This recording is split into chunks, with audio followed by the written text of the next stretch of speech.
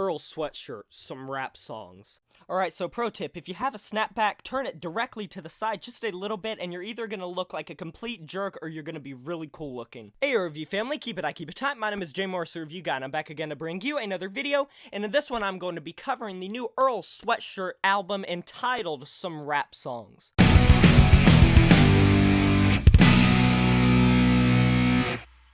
Los Angeles rapper Earl Sweatshirt of Odd Future fame, as well as his own solo efforts, has returned with his third studio-length album. Ever since late 2009, he's really been bolstering up his repertoire with Odd Future, as well as some solo mixtapes, as well as two other albums, one of which was his debut released in 2013 entitled Doris, which garnered him a lot of critical acclaim, and for good reason. The album was very well tailored and had a very signature sound that Earl was really developing himself. From abrasive hip-hop to kind of jazzy psychedelic instrumentation chosen on the rap album, to his husky voice, deep voice, unfitting to his age, to his introspective, depressing, very emotional lyrics that can sometimes be very funny and very kind of understandable and relatable, but at the same time very personable. Earl truly is an artist to admire in the hip-hop community by many, and a lot of people have really marveled at a lot of his ideas that he's incorporated in his mixtapes, his albums, as well as his contributions to the Odd Future tag.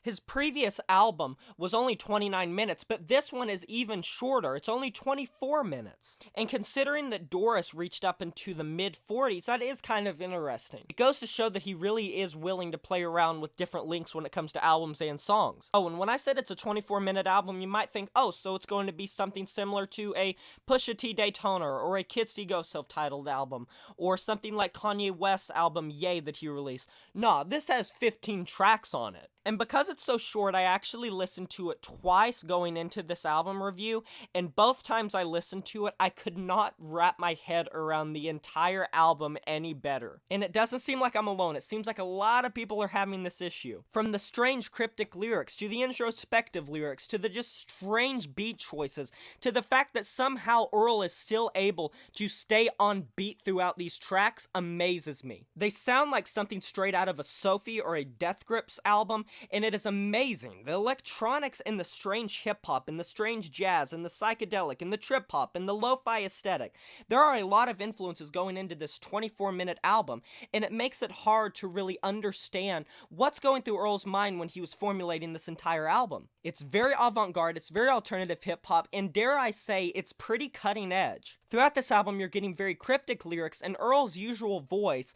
He is so husky on this album, it's amazing. But like I said, it's strange that he's able to stay on flow. His flow is better than it's really ever been. Take track number 1, Shattered Dreams, or track number 11, which is entitled Eclipse. Somehow, these are just like whirring gigs, strange beat changes, strange odd time signatures, very all over the place, fluctuating left and right, all center, and all the while, Earl is staying on it with this very husky, deep rapping voice that comes off as very gospel, very commanding, very soulful, very rich, and a lot of times it almost comes off as spoken word, might I say. It sounds like he's venting, it sounds like he just wrote down lyrics and is just talking. And under most circumstances, that might not come off as good as it does on this album, but given the aesthetic of this album, and anyone that listens to it will understand what I mean with that lo-fi aesthetic, it just seems to fit, it just seems to make sense. Track number 13, Playing Possum, is super bone chilling. It features his mother and his father.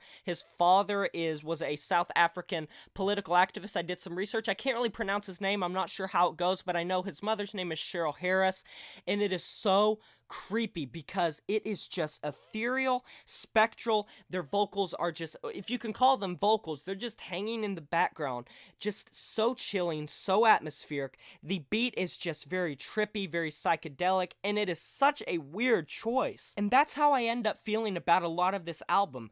I can't quite place how this works so well, and yet somehow it is still it's hard to explain. It's still missing something. It's still something supposed to be there. It's still a little unwelcoming. It's still a little bit strange.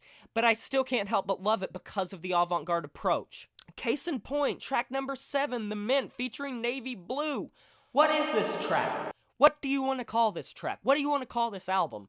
This alternative hip-hop album is completely strange, it's abstract, but I think that plays into its favor, and it's not going to be, on impact, the catchiest album that you're going to hear this year, but at the same time, a part of me thinks that it's not meant to be the catchiest album. I don't think this is meant to be the next, say, Damn by Kendrick Lamar, or Kids See Ghosts self-titled album, or Kanye West album, or something like that. I don't think it's supposed to be, or even a Drake album. I don't think it's supposed to be like a catchy, poppy album. No, this is an abstract album full of a roller coaster of emotions that when you're listening to it, you're gonna have to make your own judgments and use your own imagination to kind of think up a lot of the meanings, because this is acidy, this is murky, this is deep purple, and it is strange. Nonetheless, I'm going to be giving this album an 8 out of 10, but what did you guys think? Have you heard it? And if so, post in the comment sections below and tell me what you thought. Like, comment, subscribe, this helps me out a lot, and I will shout your channel out in the description below. But until then, I will talk to you guys next time. My name is Jay Morse, Review Guy, and I'm signing off saying farewell. Oh no, what your mama gonna say when I tell her that I broke no heart? It's just things aren't the way that they used to be. Oh no, now you crying on the bathroom floor